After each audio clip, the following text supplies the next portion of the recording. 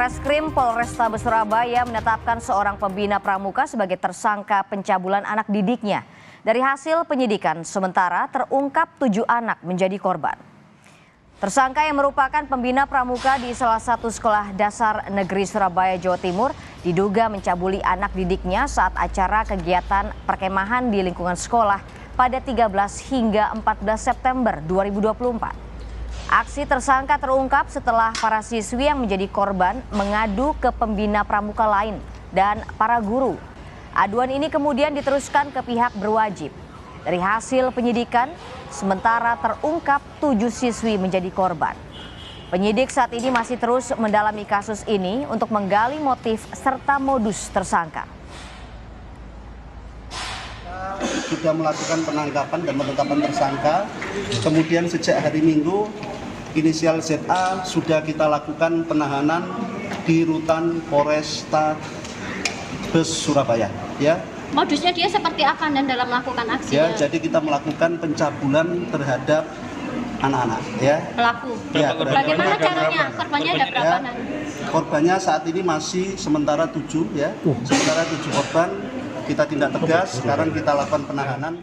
Saudara, perampokan satu keluarga yang terjadi di Desa Cimayang, Kecamatan Pamijahan, Kabupaten Bogor menewaskan 1 orang dan melukai 3 orang lainnya. Diduga pelaku mengenal korban.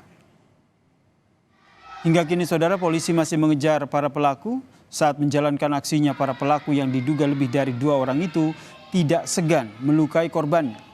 Akibatnya 1 orang meninggal dunia yang ditemukan warga usai kejadian berada di dalam mobil. Sedangkan 3 orang lainnya yaitu anak serta istri dan juga sang ibu saat ini masih menjalani perawatan intensif di rumah sakit.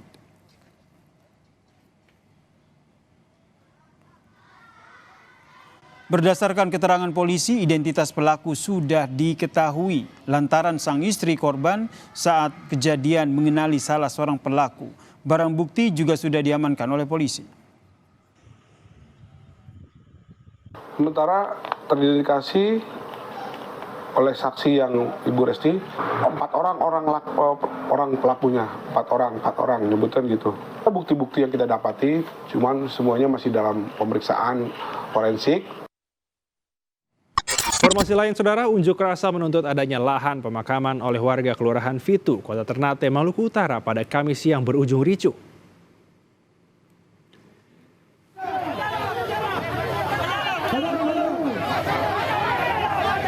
Kericuhan terjadi saat massa aksi mendesak Wali Kota Ternate berjalan kaki bersama massa aksi dengan cara menghadang dan memukul bagian depan kap mobil.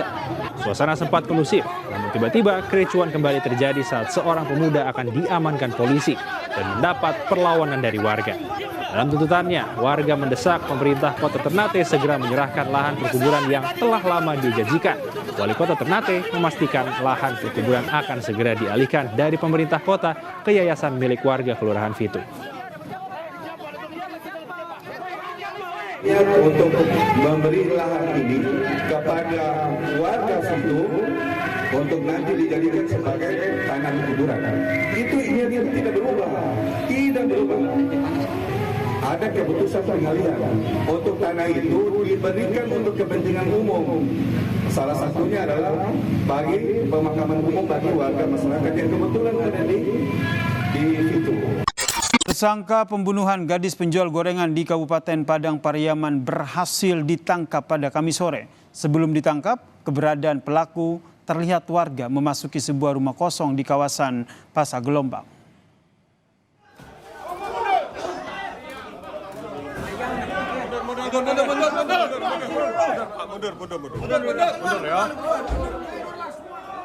Saat ditangkap saudara, tersangka didapati polisi tengah bersembunyi di dalam loteng rumah.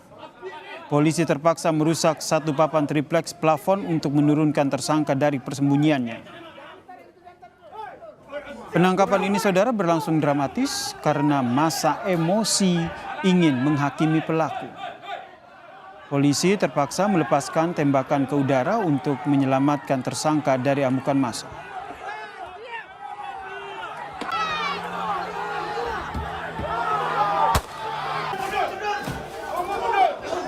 Tepat tadi jam 3 sore kami berhasil mengamankan dan menangkap tersangka yang sampai saat ini dicari, dan benar sesuai dengan pelaku, sesuai dengan identitas dan gambar yang kami miliki dengan saksi-saksi yang ada. Untuk selanjutnya kami lakukan penyidikan.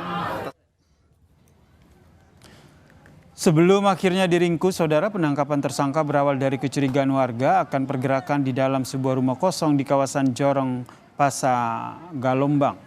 Informasi keberadaan tersangka ini dengan cepat menyebar hingga memancing ratusan warga untuk datang dan mengepung lokasi persembunyian pelaku. Tersangka ditangkap saat bersembunyi di loteng rumah.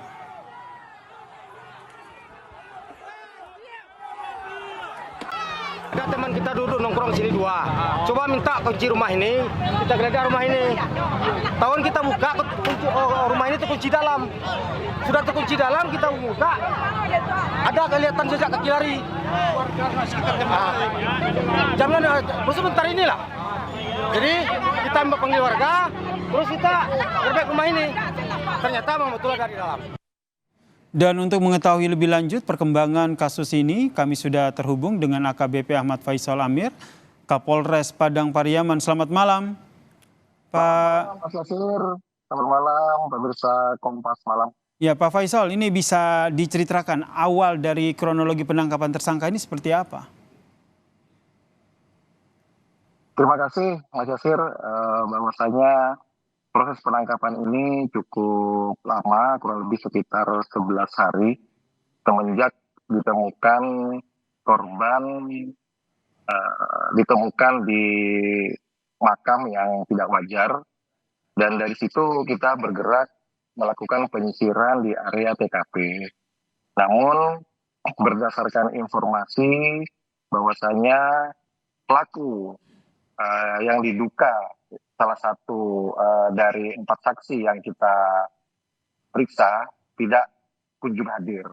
Dari situ kita bisa melakukan penyelidikan dengan mencari, kemudian mengamankan rumah dari pelaku tersebut.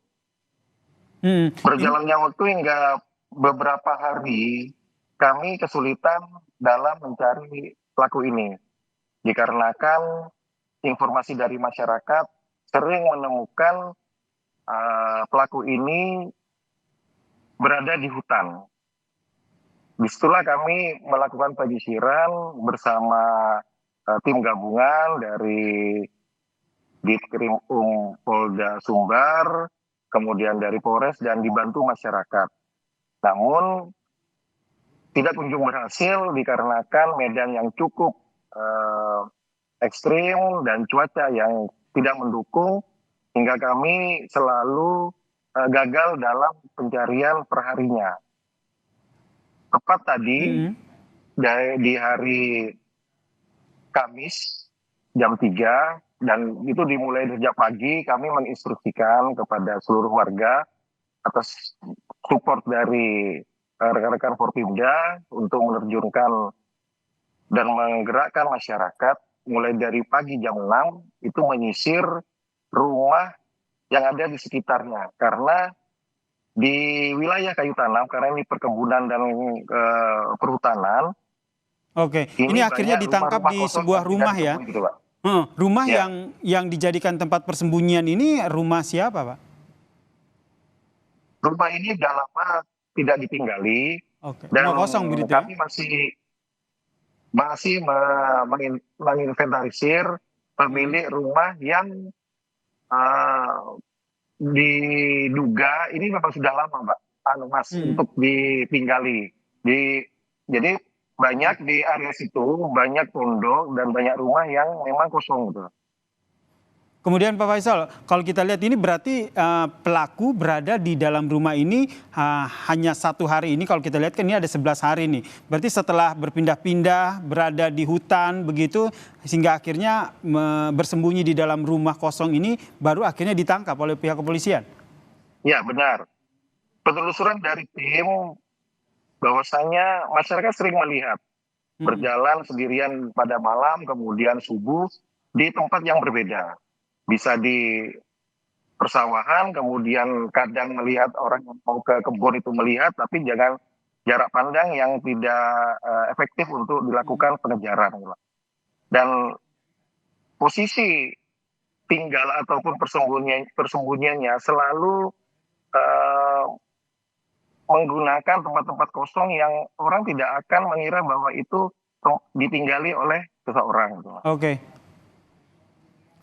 Dan akhirnya ketahuan pelaku bersembunyi di sini. Ini bagaimana awalnya? Apakah ini betul dari informasi warga begitu? Ya benar, dari keterangan di lapangan, tim di lapangan bahwasanya tim kami menyebar. Tim kami menyebar di 4 nagari atau 4 desa. Dan masyarakat pun saat itu memang fokus kepada lokasi atau rumah yang sudah lama tidak ditempati. Dan tepat di satu rumah ini melihat ada gelagat, ada orang di dalam rumah tapi terkunci. Dari situlah curiga sehingga melakukan bantuan untuk dibukakan pintu dan tersangka ini lari di atas loteng. Dan akhirnya ditangkap ya. Ini kalau kita lihat kami juga menayangkan bagaimana proses penangkapan ini. Warga sekitar juga cukup emosional begitu ingin menghakimi ya. Memang sudah lama pelaku masyarakat begitu. Bantu mencari dan melakukan penyisiran itu, Mas. Kemudian sejauh ini Pak Faisal, keterangan apa saja yang sudah diperoleh dari tersangka, terutama terkait dengan motif? Pengakuan sementara dari tersangka mengakui bahwa kejahatan yang dilakukan itu dengan membunuh dan memperkosa korban. Saling kenal antara pelaku dan juga korban? Korban sendiri merupakan penjual gorengan yang sudah setiap sore menjajakan gorengannya di area perkampungan, Mas. Jadi mereka sudah tahu. Untuk kedekatannya kami belum bisa dalami. Namun penjual gorengan ini sudah rutin. Setiap sore mereka keliling kampung untuk jual gorengannya. Kalau ini sudah ada indikasi pembunuhan ini sudah direncanakan? Kami dalami, Mas. Malam ini kita intensif untuk didalami modus dan motifnya dari pelaku ini. Oke, yang jelas motif awal adalah pembunuhan dan juga pemerkosaan ya. Ini yang tengah didalami oleh pihak kepolisian pasca menangkap pelaku pembunuh penjual gorengan yang setelah 11 hari begini, masih setelah 11 hari buron ini. Terima kasih Pak Kapolres Padang Pariaman, Pak AKBP Ahmad Faisal Amiri telah berbagi informasi bersama kami di Kompas Malam. Salam sehat Pak Faisal. Polisi masih menyelidiki motif istri tega membunuh suaminya di Medan, Sumatera Utara. Diduga pelaku merekayasa kematian suaminya demi mendapatkan uang asuransi yang didaftarkannya sebulan sebelum kejadian.